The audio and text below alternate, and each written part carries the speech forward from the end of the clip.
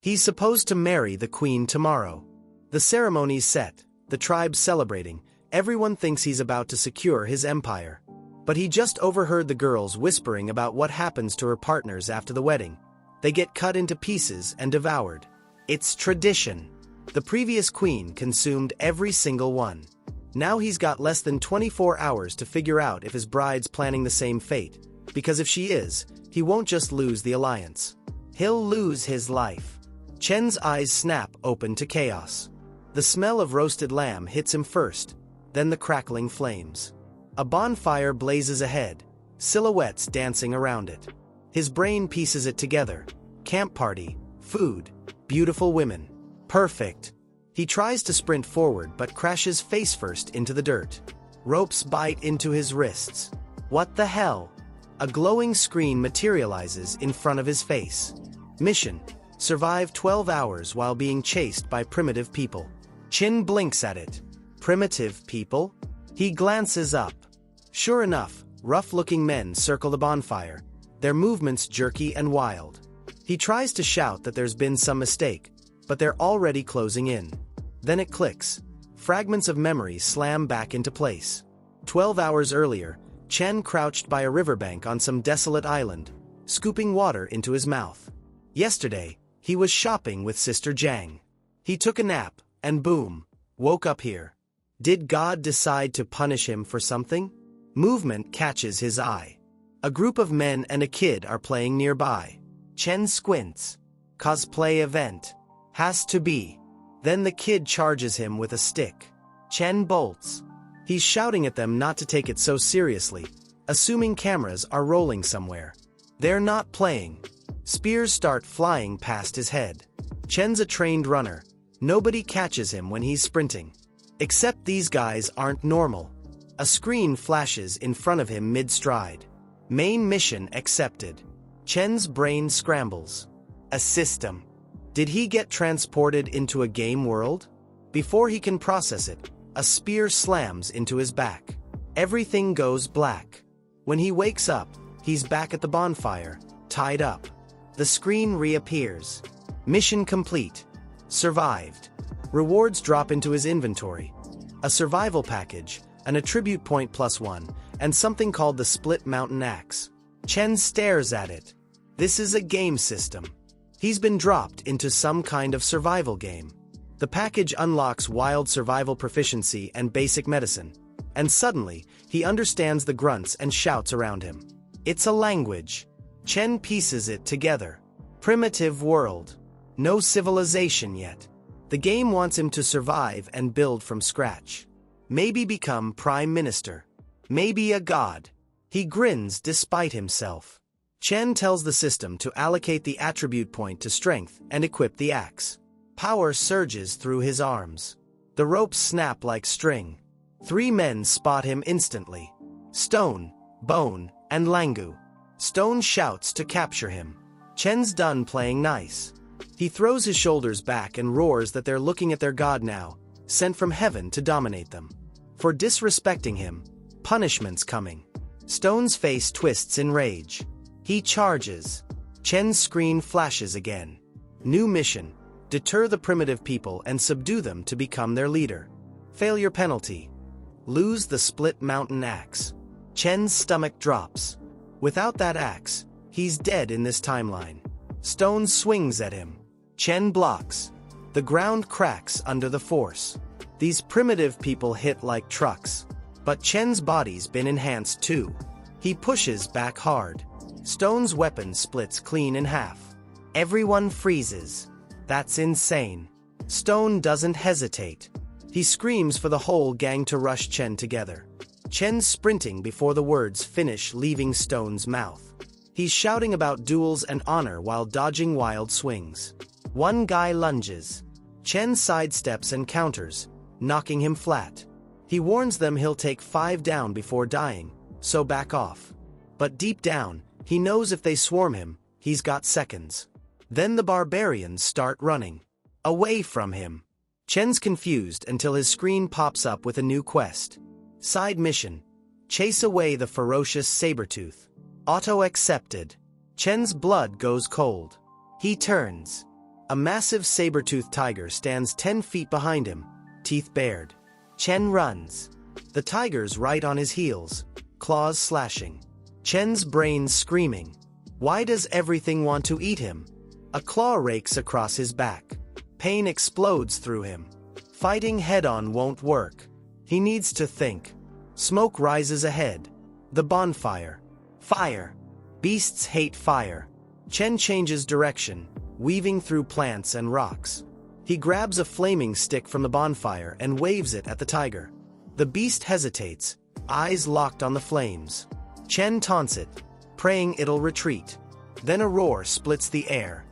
Deeper, louder. The saber-tooth's head snaps toward the sound. It bolts.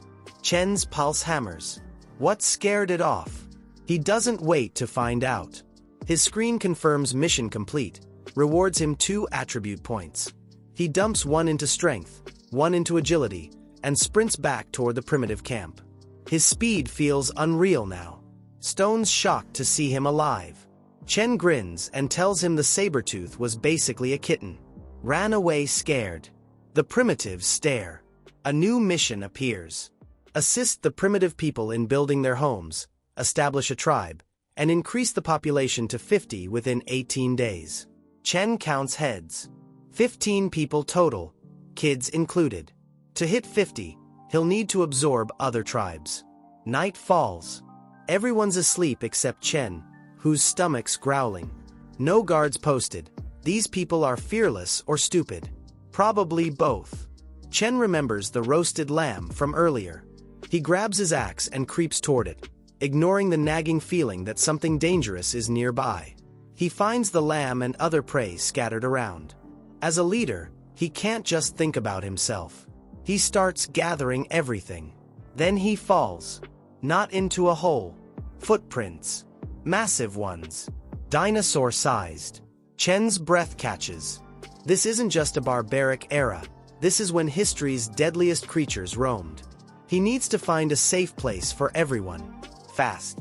Morning brings chaos. The primitives are fighting over food, snatching it from each other's hands. Chen shouts for them to stop. These people don't understand sharing or economy. He's got a lot to teach. Chen announces that today's food goes to the hunters joining him. Stone explains they take turns. Yesterday was him, Aun, and Hangu. Today it's Luang, Hiju, Jia, and Langua. But everyone wants to come if their king's going. Chen notices Sam, the kid who attacked him yesterday. The boy looks nervous. Chen decides to cheer him up. He tells everyone they're searching for a place to build a home, where they'll live together as a community. A girl named Mia lights up and hugs Chen, asking if she can live with their king. Chen says they'll all be one big family. Mia gets excited and starts talking about having kids. Stone asks where they're building. Chen explains they need open land with mountains north, rivers south. Access to water, irrigation, firewood, stone materials. A secure zone to reduce attacks. Fertile land for farming. Sam says he knows the place but warns there's a herd of cows that's dangerous. Chen's eyes narrow. Cows mean meat and resources. They're heading east. Sam leads them to the spot and points down from the mountain. The area looks safe. Chen urges them forward, promising he'll handle the saber-tooth if it returns. Sam warns that once they reach the summit, they'll see where the cows gather. Chen catches the scent of the sea and opens his map. Perfect location for a city. Sam yanks him back, hissing to stay quiet. The cows might hear them. Chen checks his manual. 3 plants, 2 animals in the area ahead. Green sunflower grass, dragon wine, big sabaki, gray squirrels and pincer wasps. No cow herd listed. Chen's confused. Sam points to a small forest near the river bend. Half an hour later, they arrive. Sam warns going further will alert the cows. Chen's puzzled by the silence. His scan changes. 1 animal nearby. Sam tells Chen to look up. A tree moves. Chen's jaw drops. His system IDs it as an iron black horn cow. Stone tensely asks if they're really hunting that thing. Chen says yes, tells them to lay an ambush while he assesses. The others think he's fearless. Behind the tree, Chen's crying. He doesn't want the tribe to die. He'll have to rely on his agility. The cow's arms are bigger than him. He tries greeting it. The cow roars. The entire herd charges. Chen swims across the river, screaming at them to stop chasing him. The tribe misunderstands. They think their leader's bravely provoking the herd to protect them. Chen leaps off a ridge. The ground shakes. A cow crashes into the mountain, unable to stop. Chen grins. They can't climb. He scrambles upward. When he reaches the summit, the view stops him cold. This is it. The perfect spot to build an empire. Sam notices the cows retreating and wonders where their king went. Stone climbs a tree to check, planning to grab Chen's axe if he's dead. The axe comes flying past his head and embeds in the tree. Stone's stunned. Chen's alive. Stone asks if the cows were strong. Chen says he's planning to use cow meat as nutrition and asks if they want to try. Stone and Sam decline. They're not a match for those cows, and even if they could win, they wouldn't eat the meat. Chen furiously demands they just answer yes or no. Terrified, they agree. Chen announces he'll teach them to make weapons and hunt. They'll return in 3 days to take down the cows. Next scene, Chen slashes a tree in half with one stroke. Everyone's amazed. Stone asks why he cut it. The tree didn't bear fruit. Chen explains they're making weapons from the wood. Pay attention. He shows them how to craft spears from wooden sticks. His system notes a technology attribute bonus when crafting. He demonstrates throwing technique. The tribes are stunned. They'd gathered wood before but never realized it could be this powerful. Everyone wants to try. Chen tells Stone to go first. While Stone practices, Chen makes more spears. Within hours, the whole tribe's drilling. Chen challenges Luang and Hiju Xiao to attack him together. They charge. Chen dodges effortlessly and counters, knocking Hiju Xiao out cold. Luang attacks again. Blood's drawn. Everyone freezes. Chen tells Luang if that had been the sharp edge, he'd be dead. Luang shouts their king's a god. Chen corrects him. They're relying on brute force, not technique. The spear's advantage is the tip. Aim precisely. He sets up a target and tells them to practice throwing. One by one they try. Nobody hits it. Chen's starting to think no one has talent. Then a spear slams dead center. Everyone whips around. Hangsher's standing there. Chen asks if he threw it. Hangsher asks if he won. Chen hands him 2 spears as a prize. Someone runs up shouting a beast's approaching. Chen tells everyone to get ready. Secretly, he's thrilled. This'll be good experience. The beast crashes through the forest, roaring. Chen leaps at it, shouting it's dinner. The fight starts. Chen orders everyone to listen. Hangsher circles the beast, waiting for the command. Chen attacks, and the beast slows. He yells for Stone and Hangsher to throw from behind. They nail it. The beast goes berserk and smashes Chen's spear. Chen knows he needs to act fast. Hangsher's throw pierces the beast's mouth perfectly. Everyone starts pelting it with spears. Sam's waiting in a tree. The beast tries to flee. Chen blocks its path and shouts for Sam to strike.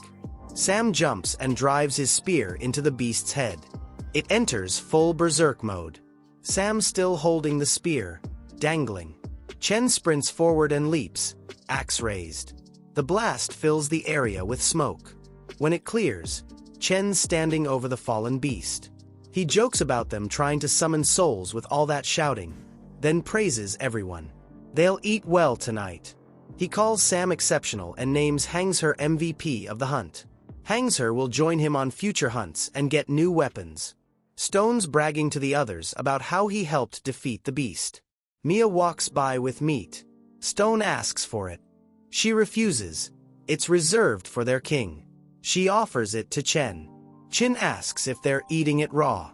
Mia asks what's wrong with that. Chen mentions they used fire before, so why eat it raw now? Mia says they couldn't preserve the fire source, so they had no choice. Chen thinks about how fire marks the beginning of civilization. It lets humans fend off beasts, create safer environments, improve diet. He'll teach them to make fire. Chen gathers everyone. He takes a broken spear and uses it on a wooden block to create sparks. Roll it between your hands. Friction ignites the fire. The tribes watch, mesmerized. Stone starts shouting that their king produced fire, but Chen grabs him and hisses to shut up. Low profile. His screen awards him 10 technology points. Chen investigates. Technology points can identify hereditary plaques. Each ID costs 10 points. Sam approaches. While dividing the meat, he noticed nursing traces on the wild boar. There might be cubs nearby. He searched and found them. Chen's screen flashes. Side quest. Fence in the wild boar cubs and domesticate them. Chen tells Mia and Sam to bring the cubs back carefully. Don't hurt them. He wants all of them. While they're gone, Chen decides to make a pigsty. He asks Stone to help after eating. Evening arrives. Stone's carrying branches, asking his friends why their king needs so many. When he returns, the others are making something new. Stone asks Hangu what's happening. Hangu explains it's called a grass rope, sturdier than vines. You smooth out the straw and weave it into ropes by crossing. Stone's lost. Chen tells him to bring the branches over. He instructs everyone to pick up branches and tie grass ropes in a specific way. Make 5 wooden frames, insert them into prepared pits, bind them together at the top to form a cage shape, cover with straw. When it's done, the entire tribe rushes inside the pigsty, fighting over who gets to live there and have children with the king. Chen's tense. The pigsty isn't for them. Sam and Mia return with the cubs. Chen tells Sam to put them inside. Stone runs over crying, shouting they can't give such a good nest to wild boars. Aun agrees. They all want to live in that nest. Stone says they want a home where they can cuddle with the king. Chen furiously throws them away. He doesn't want to cuddle with a man. He says when they build comfortable houses, neither of them will get a place. Aun's stunned. If there's a better nest available, he doesn't mind living elsewhere. Let Stone have the pigsty. Stone also refuses. Chen tells Sam to put the boars in. Hangu asks why they're caring for wild boars if they're food. Chin asks if they don't want plenty of food without hunting. Hangu says yes. Chen explains they'll raise the cubs, have them produce piglets, secure a stable food source. His screen confirms quest complete. Rewards drop. A packet of salt and recipes for fried eggplant, stir-fried peanuts, fried eggs, roast lamb legs, and stir-fried clams. Chen's confused. Is the system suggesting he become a chef? Completing these recipes unlocks special rewards. He decides to give cooking a try. Late at night, everyone's asleep except Chen and Sam. Chen praises Sam's hard work. Sam says he feels he caused trouble when they captured him, so he should endure some hardships. Chen hugs him, laughing. No grudges. He asks if there are other tribes nearby. Sam says yes, they've encountered a few, but they were unfriendly and looked different. Chin asks for locations. Sam lists 3 clans: the Coconut Grove clan, the Bay clan, and the Giant Stone clan. Each requires at least a day and night of travel. Sam describes each. The Coconut Grove clan has 30 to 40 members, dislikes conflict, skilled in long journeys. Their leader's a formidable woman. The Bay clan also has 30 to 40 members who look terrifying and constantly fight internally. The Giant Stone clan's the most powerful with the largest population. They live on a mountain in the southwest and only come down occasionally. Their leader has divine power and can defeat a tiger with bare hands. Chin thinks if Sam's intel is correct, the Coconut Grove clan would be the ideal first target for assimilation. The other groups are too complex. He needs a peaceful way to conquer them. Someone hugs him from behind. Mia asks why he hasn't slept and if he wants to do something exciting. Chen tenses. No. Mia sits in a weird position and asks if she looks like a kitty. Chen grabs Sam's hand and runs, saying Sam needs his help with something. Mia looks sad. Next morning, Chen and Sam wait near the seaside for the Bay clan. They arrive to hunt a dodo bird. Chen's relieved after waiting all night. But the Bay clan members start fighting amongst themselves over the bird. Chin wonders if they can absorb the Bay clan to increase numbers and secure resources like the dodo birds. Sam says their numbers aren't even half the Bay clan's. They can't win a fight. Chen thinks if they had powerful weapons, maybe. But first they'll deal with the cowherd, then craft better equipment. They head back. Stone's happy to see Chen return, admitting they thought their king abandoned them. Chen apologizes and says they have a lot to do. He tells Stone to practice throwing spears and puts Hangser in charge of teaching throwing skills. One day to make them proficient as possible. Mia arrives showing a leaf, mentioning its comfort for wiping after the bathroom. Chen says he needs help sharpening wooden spears. Mia should gather all the women and collect rocks. Mia returns with the ladies carrying rocks. Chen says they need to rub the stones on the whetstone until a sharp edge forms, then tie the stone onto a wooden stick with rope. There's your stone axe. The girls are amazed. Chen's furious when he receives only 1 point as reward. He instructs them to follow his directions. Mia shows him a dual-edged axe she made. Chen praises her. Mia's happy.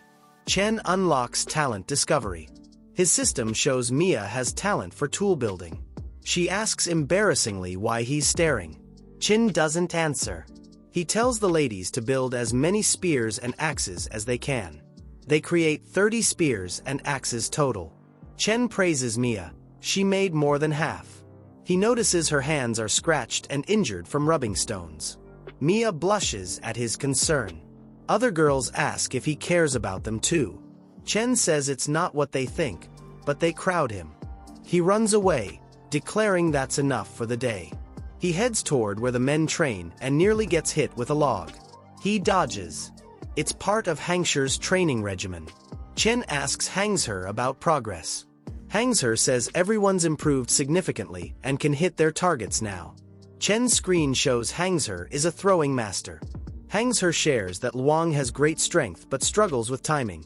He only unleashes potential when teamed with Stone. Langu mastered the technique first. What surprised Hangser most was Yellowstone and Wolfbone Hammer.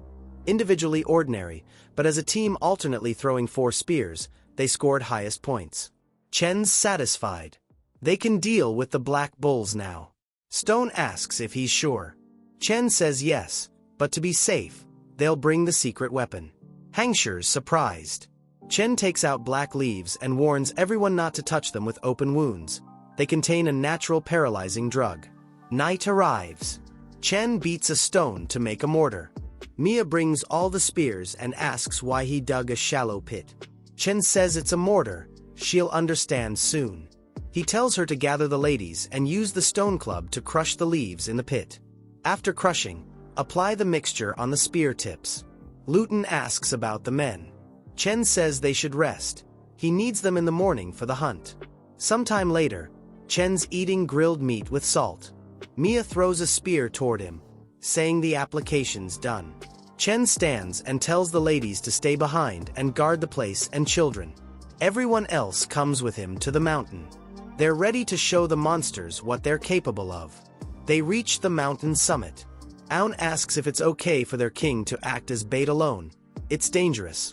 Stone says their king's powerful. There shouldn't be danger. Sam tells everyone to get ready. There's movement near the river. Stone instructs Mia and the ladies to hand out spears on time, especially making sure Sam doesn't run out. Their king's taking a big risk. 10 minutes ago, Chen was wandering near the Black Bulls, thinking escaping to Stone Mountain would be best like last time. Being cautious, he'll lure a small one first. He approaches a smaller bull and throws a stone, declaring himself the leader and challenging it. The bull becomes furious. 3 bulls start chasing Chen. While running, Chen tells Stone to aim at the first black bull. Stone orders everyone ready. They throw spears all at once. It works. The bulls are injured. Sam throws spears at their necks.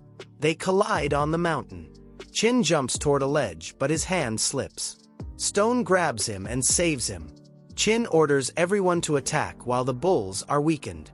Stone takes charge, commanding the assault. Chen notices Stone's leadership qualities and realizes he's worth cultivating into a capable leader.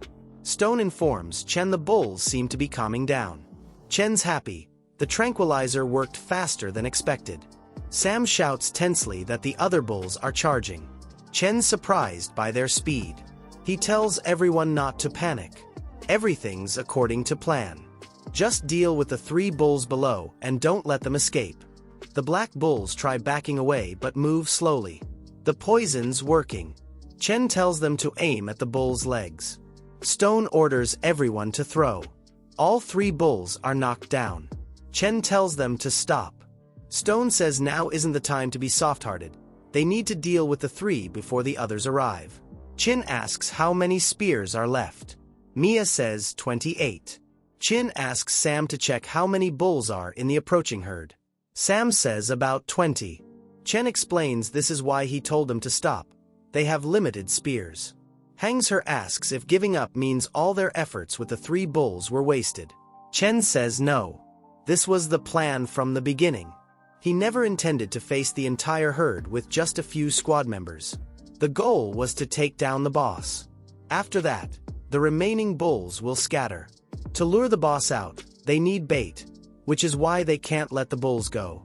His original plan was using 1 bull as bait, but dealing with the extra 2 used considerable spears. Sam shouts he can see the leader. It looks like a giant monster. The bull boss roars. All the bulls start running toward the mountain to ram it. Chen and the others wonder if the bulls have gone mad. Then Chen realizes the bull boss doesn't intend to fight. The mountain starts collapsing. Chen shouts for everyone to find cover. Mia can't make it and falls. Chen jumps toward the ground without thinking, asking Aun to come with him. Hiju Xiao and Langu follow. It's time to battle. They have to fight no matter what. Hiju Xiao asks Aun what they should do. Aun says don't act recklessly. Wait for the leader's call. Chen's tense, realizing the bull boss saw through his trap. He's frustrated by how intelligent the bull is. Stone tells those on the mountain to protect their leader. Chen shouts for them to stop. They need to attack with spears from above. The fight begins. Chen wields his axe. Others use spears and stone axes. Through teamwork and coordinated strikes, they injure many bulls. Stone urges those on the mountain to throw spears. A few bulls get knocked down. Suddenly all the bulls stop. The boss says something. To Chen's surprise, the bulls start retreating. Chen wonders if the herd received an order to back off because now the boss himself will fight. Rain starts falling. The bull boss approaches, inhaling air and breathing out flames from his mouth. Chen tensely shouts for everyone to dodge. The attack's so powerful it creates a hole in the mountain and clears a path to the top. All the tribes are scared, wondering if it was a sound wave or the bull's roar. The impact's so intense everyone's morale plummets in seconds. Chen tells Aun to take Mia and the others north while he draws the bull boss's attention. He instructs Stone to wait for his command. He declares to the bull boss he'll be his opponent. The battle starts head-on. Chen attempts to block, but the bull boss easily throws Chen aside. Chen considers using the path created by the boss's attack, but the boss chases him and slams into the mountain, causing a big blast. Others become tense, fearing their leader's lost. But they decide not to retreat. Chen's axe swings and strikes the boss bull's head. He's alive. He used the hole in the mountain created moments ago. He even thanks the bull boss for sparing his life, though deep down he knows he's heavily injured. The tribes feel relief. Chen shouts at Stone to get ready and wait for his command. The fight continues. Aun and Hiju Xiao attempt to draw the boss's attention so Chen can attack from behind. Aun bravely jumps toward the boss but gets injured by his horn. Chen intervenes, attacking the boss's face to free Aun. The boss unleashes another flame attack. Everyone dodges. Chen retaliates with a successful strike, creating a wound on the boss's body. He shouts to Stone and Sam to throw spears at the wound. They successfully aim. The boss stumbles and falls. Everyone wonders if they won and starts celebrating. Chen's confused, the herd's still waiting and not attacking even after their leader died. Out of nowhere, the boss stands up and attacks Chen with a furious flamethrower. Stone and Hangsher are shocked. Chen's tense because he let his guard down. The boss pulls the spear from his own body and hurls it toward Chen. Chen, injured and unable to move quickly, wonders if this is the end. Mia steps between them and takes the spear attack. Chen's stunned, recalling moments shared with Mia. Furious anger overwhelms him. His system warns of overload. Chen jumps toward the bull and slashes him with all his strength from top to bottom. The boss is cut in half. Chen's in full furious mode, shouting at the rest of the bulls to come fight him. Whoever wants to die should face him. The bulls look at each other. When Chen moves forward, they start retreating. Chen feels relieved, but his system indicates his life's in danger. He coughs up blood and begins fainting. Everyone rushes to check on him. Before losing consciousness, he looks at Mia and instructs them to retrieve and apply hematic ointment. Several days later, Chen wakes in a pigsty. Ayu's standing in front of him. Chen asks if it's the pigsty he set up. Ayu denies it. They moved here after driving away the bulls. The shed was built for him. She asks him to lie down while she informs everyone he's awoken. Chen asks about Mia and Langu Chu first. Ayu says when they found Langu Chu, he was on his last breath but recovered quickly. He's been standing outside guarding Chen ever since. Mia's injuries were more severe, but thanks to the king's divine medicine, as long as she rests, she'll be fine. Everyone else is doing well. Chen's relieved. Ayu agrees, saying everyone's health stabilized over the past 4 days. Chen's shocked. 4 days. He checks the system. Only 11 days left to complete the mission. Ayu's confused. Their king often seems lost in thought, staring into air. Chen tries to stand but can't. Ayu asks him to rest.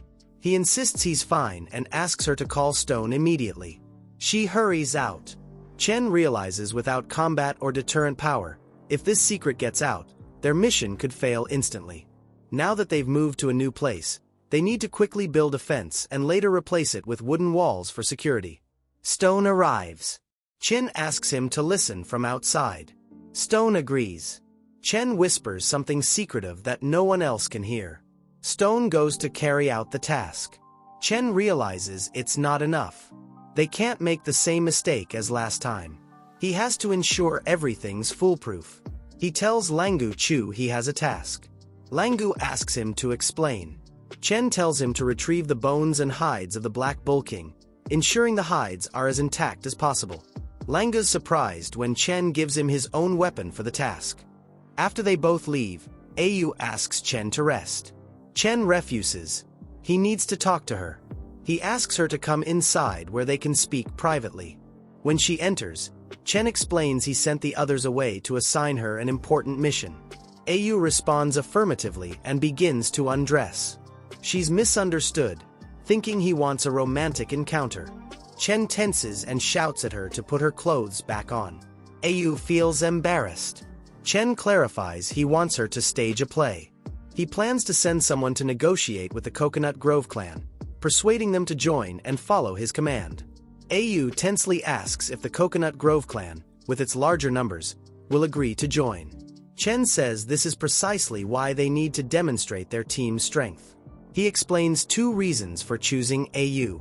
First, their tribe's led by females, so as a woman she can communicate more effectively. Second, only she knows about his current situation. His all-out attack caused catastrophic damage to his body. Though the ointment prevented it from worsening, he still needs better treatment. Ayu smiles and asks if they're planning to scare the Coconut Grove clan with a bluff. She assures Chen she knows what to do. He can rest and leave everything to her.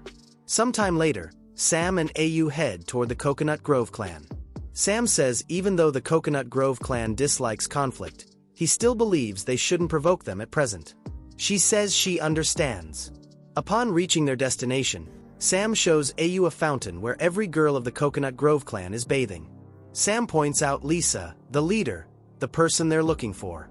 While discussing, they're discovered by some members. Sam and Ayu are presented before Lisa. The girls say they captured them sneaking around, claiming they came as envoys to visit the clan's leader. Sam shouts they're not mere visitors but ambassadors, a title bestowed by their king. Lisa mocks them, commenting that Ayu lived like a slave and the men fed the fish.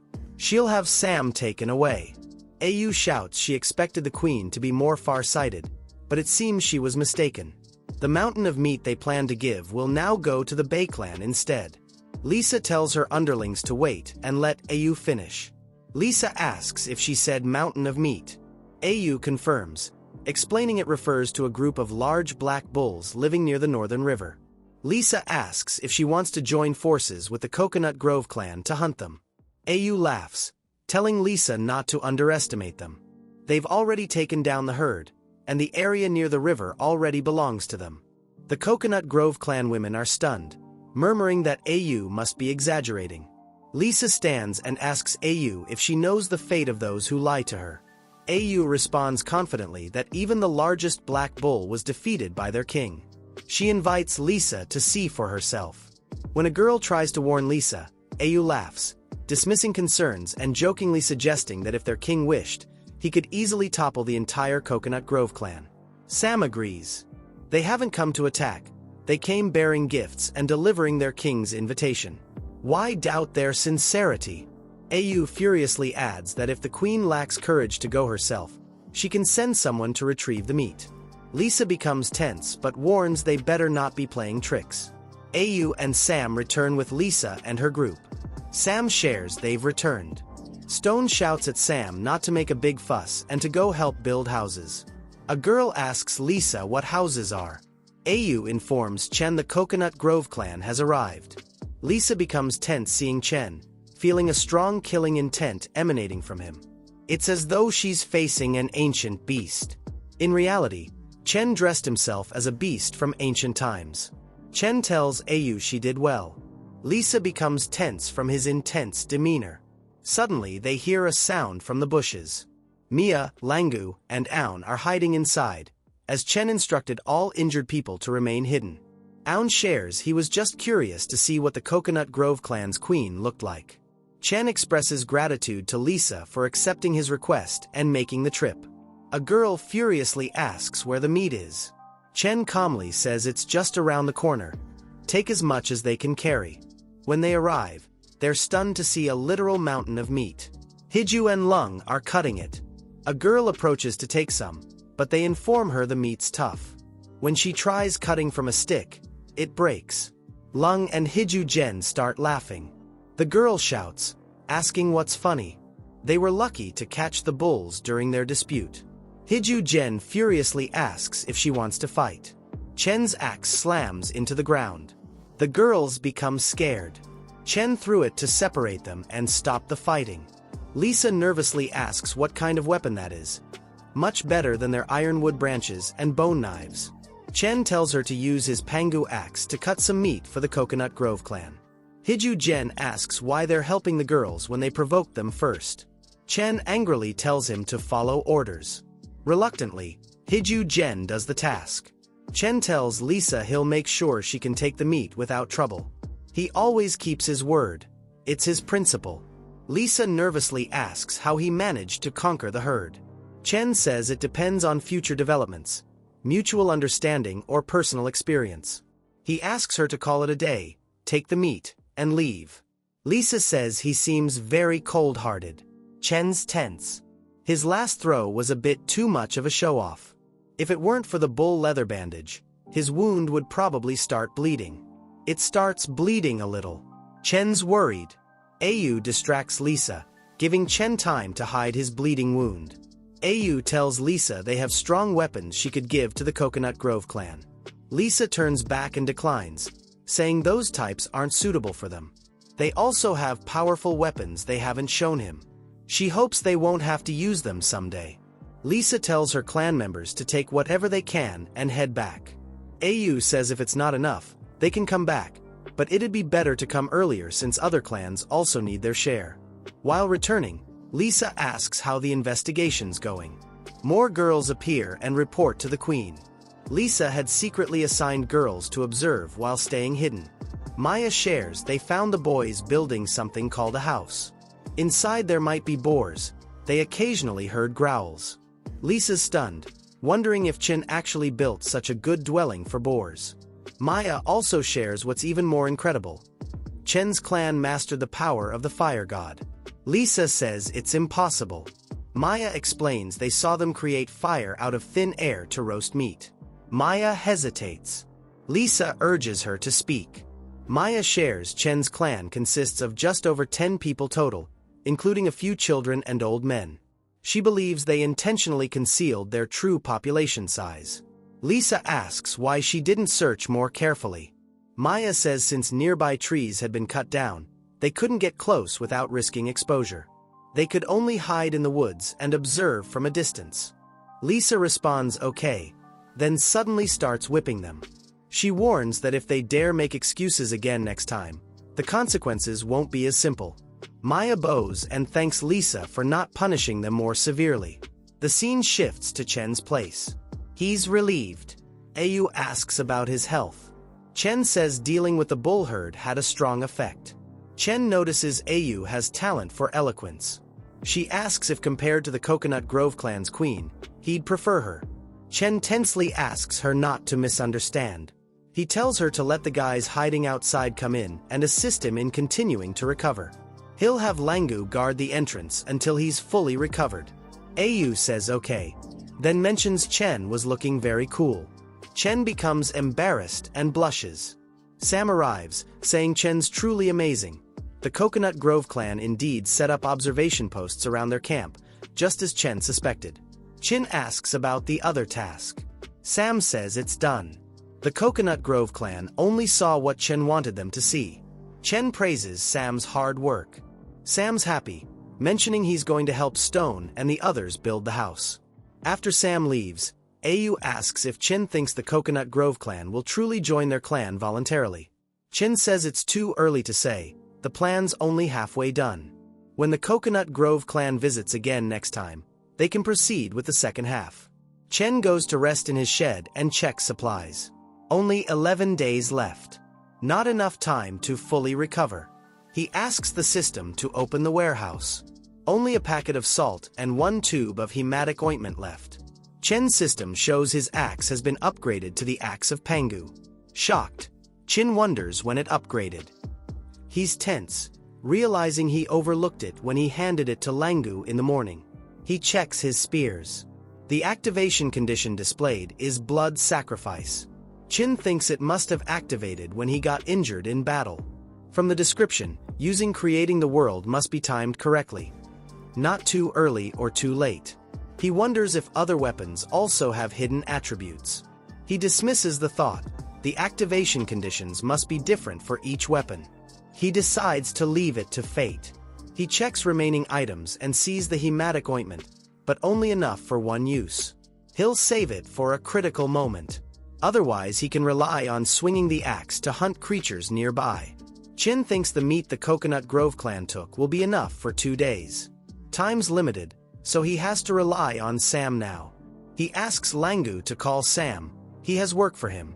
Sam arrives and asks what happened. Chin asks if he remembers those black bulls they drove away. He has 2 days to find them and come back to report. Sam immediately starts running, shouting he'll return very soon. While Sam searches for the remaining black bulls, Chen works on making gifts.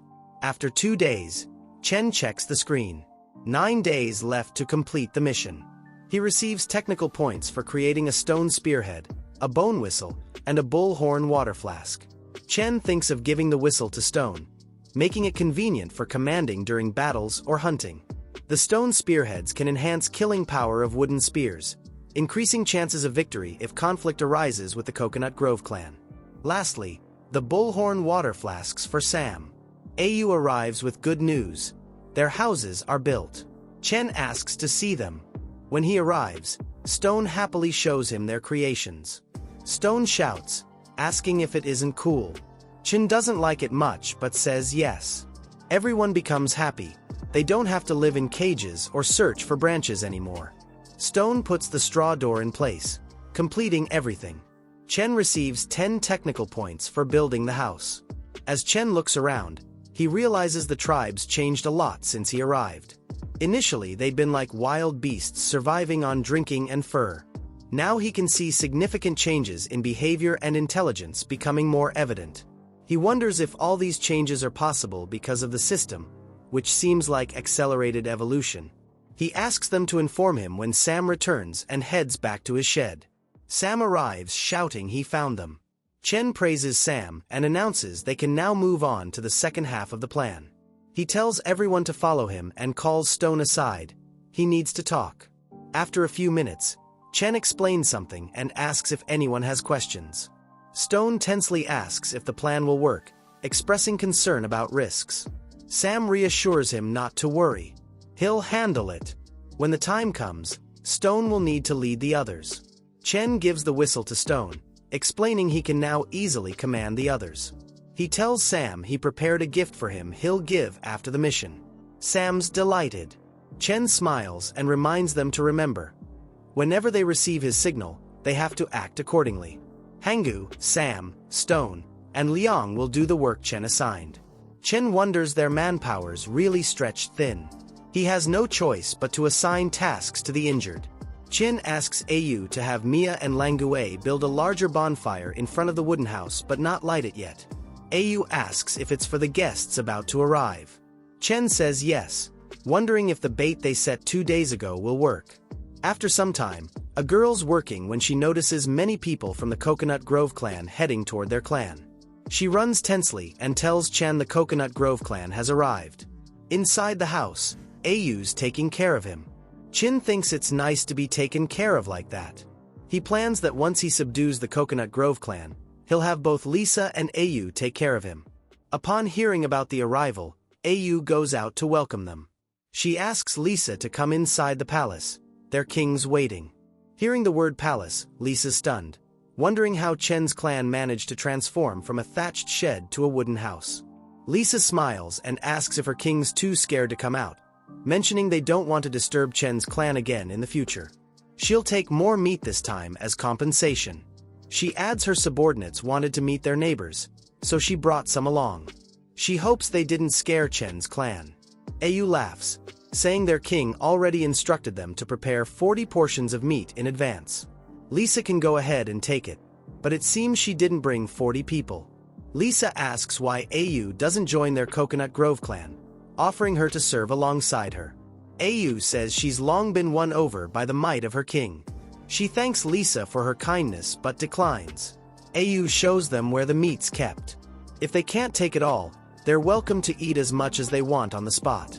She offers assistance. If the Coconut Grove clan has difficulty cutting the meat, they can ask some warriors from Chen's clan for help. Lisa orders her subordinates to go and eat peacefully while she meets Chen. Upon entering, Chen welcomes Lisa warmly. Lisa blushes seeing Chen in the elegant house, finding it impressive. She tries maintaining composure and asks if this is his place. It looks quite decent. Chen wonders if Lisa's quite interested in the house. He decides to continue impressing her. He tells her it's just a temporary makeshift house. Once they build the real palace, this place will be given to the tribes. Lisa's stunned, asking if he'll let his tribe live in such a place. Chen says he knows it's a bit rudimentary, but he'll provide them with better stone houses later. Suddenly Lisa takes out her whip and ties Chen with it, then quickly moves closer. Chen tensely asks what she's doing. Lisa says no one understands men better than her. She has plenty of ways to make him willingly offer those strange things to her. Lisa wonders if it'll be enough to make Chen surrender. Though Chen finds it very stimulating, he maintains a serious expression and laughs, asking if she really thinks she can force him to submit like that and if he doesn't have any backup plan. Deep down Chen's feeling despair. He doesn't have any backup plan. Things are out of control. His injuries haven't fully healed, making a direct fight already tough. Now the situation's even worse. To Chen's relief, Au comes inside and announces everything's ready for the feast to begin. Upon seeing Chen and Lisa in that situation, Au's stunned and shouts Chen shouldn't be doing something like that. Lisa removes her whip. Chen suggests they've talked enough. They should go out for a barbecue. He asks Au if she lit the fire. Lisa's pondering whether Chen's ability to withstand her coercion and maintain a poker face means he truly has a backup plan or simply isn't afraid of death. Compared to her clan members, Chen seems quite different in demeanor. When they go outside, the Coconut Grove clan girls happily ask Lisa to check the meat. It smells really nice after being grilled. Chen also gives salt to Au to distribute among the Coconut Grove clan people. Au offers salt to everyone, suggesting they sprinkle it on food to enhance flavors. Lisa furiously asks what she's sprinkling. Au says she doesn't need to eat if she's afraid. Seeing her own clan praising the food, Lisa understands. Chen's also happy seeing them enjoy, hoping they'll eat as much as they can to give Sam and Stone more time to complete their task. The scene shifts to Stone and the others near the black bulls. Lung asks why they need to hunt the bulls again when they already have enough meat. Stone says they're not there to hunt, just follow the command. Receiving a signal from Hangu, they all throw spears toward the black bulls. The entire herd starts running. Stone shouts to Sam the bulls are charging toward him. Sam tells them not to worry and jumps from the tree to attack a bull's neck. After successfully penetrating with his spear, Sam shouts he did it. Now the bull's his. Due to the attack, the bull starts running around wildly. Sam tries gathering courage and not being afraid. He knows he can handle it. From a distance, Hangu notices the herds heading east. Stone signals Sam. Sam realizes the direction's wrong. He turns the bull to the right. The bull starts rushing toward the west. The scene shifts back to Chen's den. The Coconut Grove clan girls are eating calmly and happily. Chen's waiting for the signal when a defender of the Coconut Grove clan comes running toward his den. Lisa notices and asks why she's so flustered. The girl, crying, shares that a group of mad black bulls stormed into their camp, causing havoc everywhere. Their defenders are no match. Lisa furiously stands and tells everyone to get back to the base, vowing to make those crazy bulls pay. Deep down she's tense, thinking they'd always kept their distance from those bulls. What suddenly caused this disaster? On the other side in the Coconut Grove clan camp, the girls are unable to fight off the black bulls. They try using slingshots, but it's not enough. They don't hurt the bulls at all. They decide to engage in melee combat and rescue their sisters below. But the moment she jumps down, she's attacked by the bulls and about to be hit again. To their relief, Lisa arrives and ties the bull's leg with her whip. Seeing her, they feel a surge of hope and happiness. Lisa furiously shouts at the crazy bulls, asking how they dare harm her people. She knocks down one bull, but it's not enough. The bull stands back up and charges at Lisa, ramming into her. The impact sends her flying through the air. Her whip slips from her hand. Chin arrives just in time to catch her. He asks if she's okay.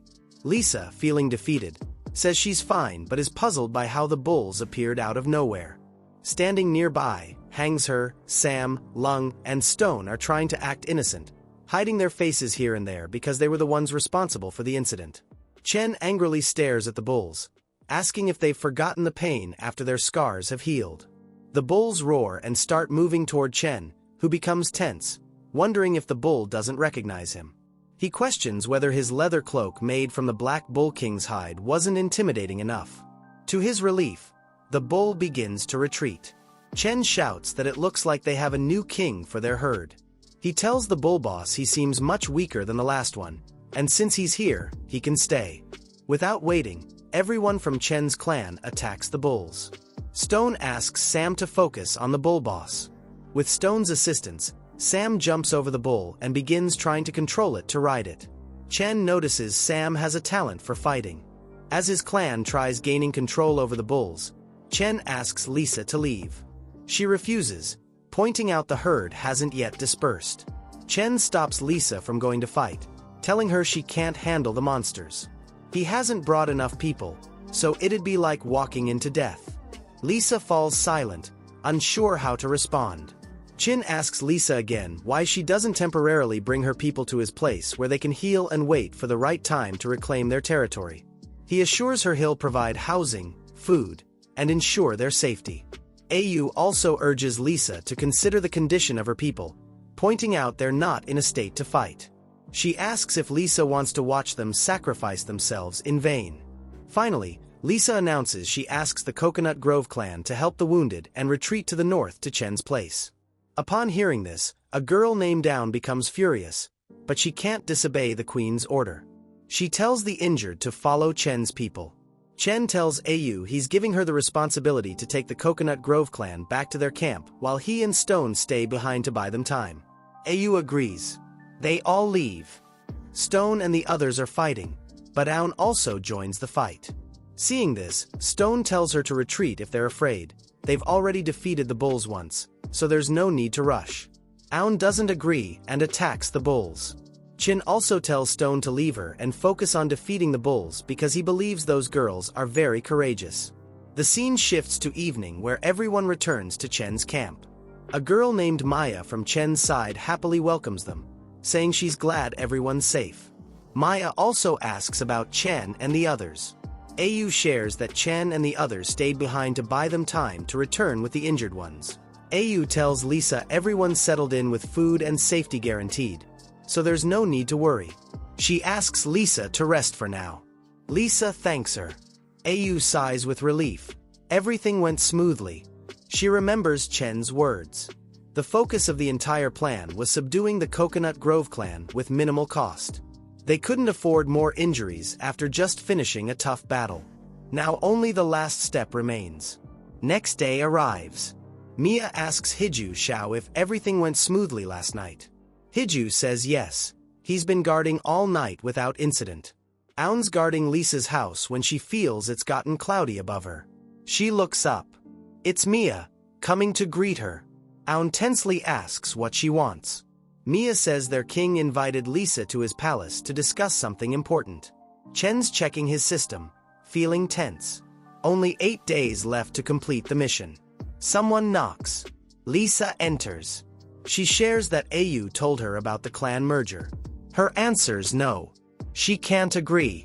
Lisa also warns Chen not to think he can force her just because the Coconut Grove clan's temporarily weakened. Chen says he's not forcing her, he's offering a trade. He can teach her how to build houses, craft weapons, and make fire. In exchange, the Coconut Grove clan merges into his tribe. He asks Lisa again to accept his request and stay under his protection. Chen moves closer. He says sometimes things require more than courage. He reminds her she's more aware of the Bay clan's brutality and the Giant Stone clan's strength than he is. Right now she's like a wounded fawn. Soon bloodthirsty beasts will follow the scent of her blood and hunt her down. Lisa, frustrated, asks Chen to stop. She knows all that, but it's not simple. She can't force the Coconut Grove clan girls to accept a stranger's rule unless he defeats them in a duel. Only then will the girls accept him. Lisa asks if he's willing to accept the challenge. Chen smiles. Yes. Outside, Chen tells the Coconut Grove clan girls that since their queen's injured and can't participate in the duel, to ensure fairness, he won't participate either. Chen announces he's sending Stone to fight on his behalf. Stone laughs, asking who wants to fight him. Aun steps forward. She'll accept his challenge. Stone smiles, telling her to be careful and not get hurt. Aun tells him to be careful and not get pecked by her eagle weapon. The fight starts. Aun throws a bone knife towards Stone. At first Stone laughs, but then he notices Chen's right behind him. If he dodges, Chen gets hurt. Stone blocks the first knife with his axe. A second knife breaks through and nicks his helmet. Stone's still okay. He becomes furious and charges at Aun aggressively.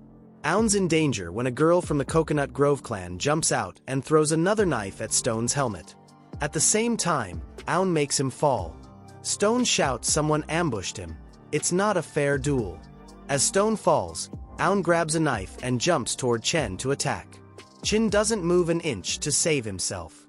He's already assigned Hangser for that task. Hangser's hiding on the palace rooftop. He throws a spear at Aun to protect Chen. The spear knocks Aun down. All the Coconut Grove clan girls run toward them, furious, shouting at Chen. They accuse him of playing dirty and conspiring to bring them into his territory.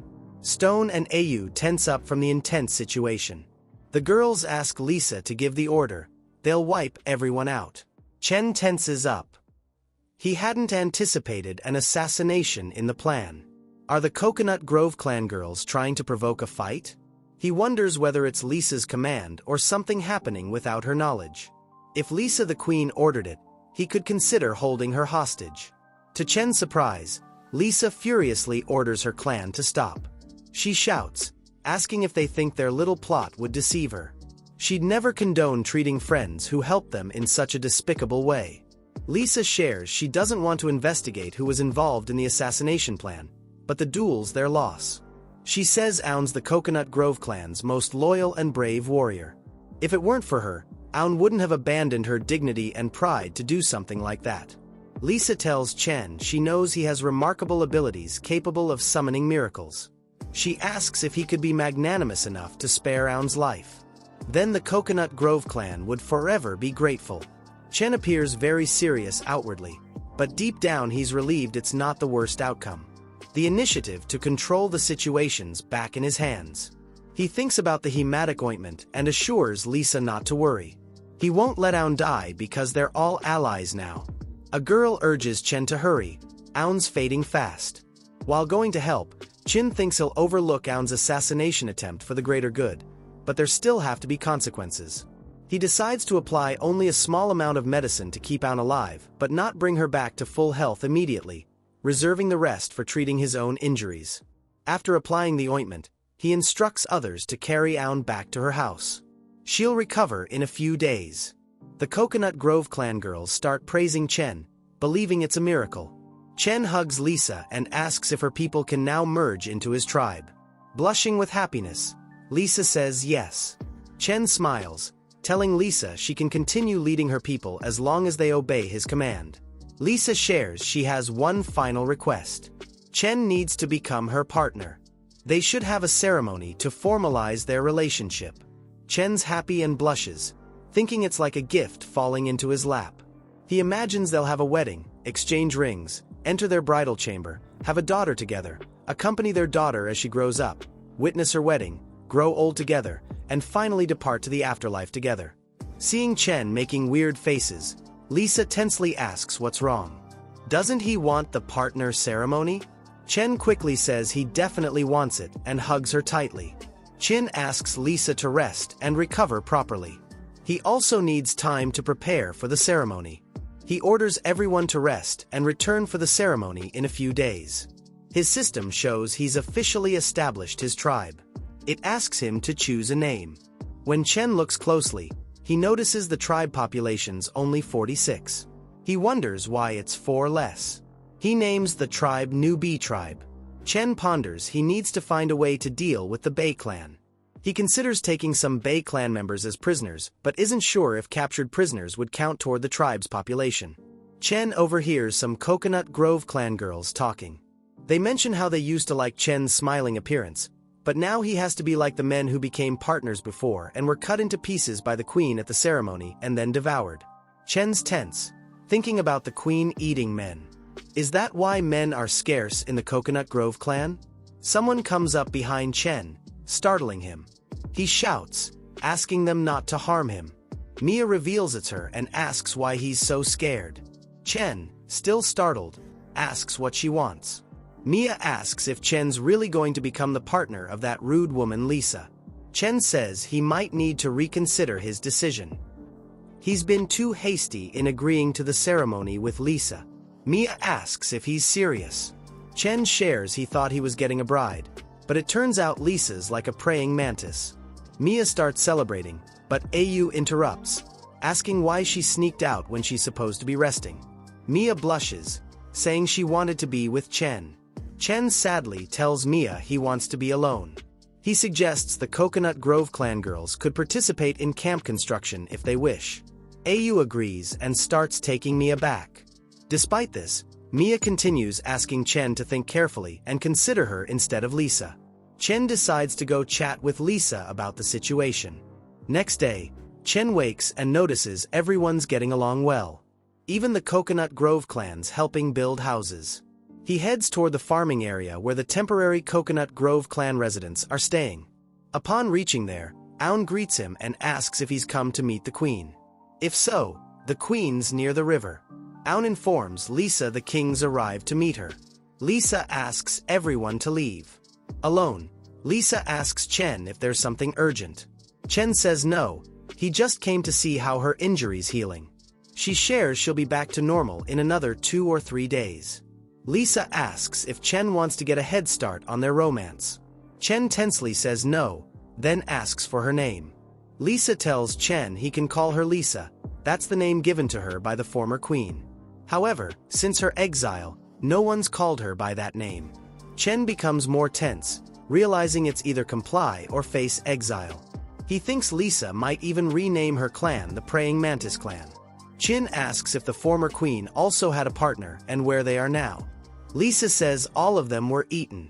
It's a tradition in her clan for the queen to consume her partners, believed to grant her more power. Chen becomes more scared upon hearing that, but he's relieved when Lisa says it's a tradition of previous queens. She has no intention of continuing it. Chen feels a bit relieved and asks if she's never eaten anyone. Lisa says she recently became queen and never had a partner, so she hasn't had any opportunity to consume anyone. Chen bids her goodbye. He's leaving to prepare for the ceremony. While heading back, Chen thinks if there's no risk of being eaten, he should consider talking with Mia. Lisa shares that although she doesn't eat people, if someone wrongs her in the future, she won't hesitate to take severe action. After some time, Chen's moving around their living areas, observing people. He realizes he only has 7 days left to complete the mission. He decides to first capture some prisoners and fulfill the mission. Chen tells Stone he'll be out for a while. During that time, Stone's in charge of organizing everyone's work. If there's any emergency, he should send someone to find Chen at the beach to the south. The scene shifts to the southern beach. Chen's shocked to see something and wonders how it happened. Has the Bei clan been wiped out? Dodo birds easily roam near the corpses. Chen understands he's temporarily safe. He checks the bodies of the Bei clan people. They still have some elasticity and there's no stench yet. Whatever battle they were involved in must not have ended too long ago. Chen notices the claws on their fingers are exceptionally sharp. The wounds seem to match the claws. He wonders whether the water lunatics engaged in infighting. It's crucial to locate any survivors. He finds a corpse with no internal injuries but appears to have suffered a painful death. Chen wonders what could have happened. Sam appears out of nowhere, shouting that a group of Bei clan members are wreaking havoc at their place. Chen tensely runs back toward the base. At the base, Stone instructs everyone to stay close, conserve their strength, and prepare for close combat. They're throwing wooden spears, but the Bei clan lunatics remain completely unharmed. The lunatics are closing in. Stone urges everyone not to panic and to do whatever they can, but prevent the lunatics from dragging anyone into the water. Once in the water, they'll have no chance against the lunatics. The lunatics charge. They manage to disrupt the charge by throwing stones. Queen Lisa's reinforcements arrive. Lisa asks Stone what's going on. Are the enemies from the Bei clan? Why have the Bei clan, who were supposed to be living on the southern edge, suddenly appeared at their base? Stone says he doesn't know, but the lunatics are behaving erratically, charging suddenly from the South River. The fight starts between them, both sides engaging in a fierce battle. Even Lisa fights alongside the new Bei clan members. Lisa tries talking to the Bei clan members, but they don't reply. She begins suspecting something seriously wrong with the Bei clan. While Lisa's fighting a Bei clan member, a larger lunatic attempts to sneak attack her. Chen attacks with full force, swinging at the lunatic. The lunatic easily withstands the attack, surprising Chen. 2 Bei clan members try to sneak attack Chen. Hangs Her and Manhwa intervene, attacking them and knocking them out. They declare that if the Bei clan wants to attack their king, they'll have to fight through them first. Chen praises Hangs Her and Manhwa. He'll leave those small freaks to them. He asks Lisa if he can entrust her to help his people deal with those small freaks. He needs to focus entirely on the opponent in front of him. Lisa says yes and joins the fight. Chen tells everyone he's counting on them until the outcome of his fight's clear. Chen tells the big lunatic he doesn't know what happened to the Bei clan, but it has nothing to do with the new Bei clan. The lunatics might have mistaken them for their targets. Without listening, the big lunatic attacks. Chen tenses up and shouts, asking if the lunatics lost the ability to communicate. He's stunned by the lunatic's explosive power. Even with his strength and agility exceeding that of an ordinary person by several times, he can barely handle such an attack. He's just a squishy damage dealer in front of the lunatic. Since he's surrounded by his people, he can't casually use the hidden skill of his axe. While deep in thought, Chen gets distracted from the lunatic's attacks. The lunatic bites his hand. To Chen's relief, he pulls back and is safe thanks to the protection of the Bull King's cloak. Without it, his left hand might have been torn off by the lunatic's sharp teeth. The lunatic becomes even more furious and charges at Chen with full force. Chen dodges. The lunatic takes off Chen's cloak instead. Chen tensely wonders how the lunatic became so fast. If he hadn't slipped out of the cloak, he'd be dead. The lunatic stops attacking. Chen wonders what's happening. Why did they stop? Out of nowhere, the lunatic starts backing off. Chen realizes something strange. The big lunatic only ripped off the part of the cloak stained with his blood. He also sees only Aun surrounded by many Bei clan members. Chen understands, the Bei clans using the scent of blood to lock onto targets. In this strange state, the lunatics are acting purely on primal instinct. They could use this to their advantage. Sam returns and asks if there's anything he can do. Chen tells Sam to take 2 people and bring 3 cubs from the pigsty. Sam, confused, asks why. The boars are supposed to be raised for future use. Chen shouts at Sam to do as he says, thinking the Bei clan's forcing him to sacrifice 3 precious boars. He'll seek revenge for it later. Chen asks Lisa to get all the injured out of the fight. Sam returns with the boars. Chen instructs Sam to let the cubs run toward the river. The moment Sam releases the boars, they start running toward the river in fear, seeking safety. Hangsher's ready with his spears and attacks the cubs. The moment they get hurt, all the lunatics are attracted and start tearing them apart. While the lunatics are tearing apart the cubs, Chen asks everyone to apply paralysis drug to the spearheads, avoiding vital parts. To Chen's surprise, Hangsher shares the lunatics are acting strangely again. When Chen looks, he's stunned to see the lunatics acting strangely and slowly falling to the ground. Chen angrily asks Sam if he poisoned those cubs. Sam denies it. Now Chen becomes more tense and instructs everyone to stay away from those lunatics and remain on high alert. Chen wonders what's going on and why this is happening with the Bei clan.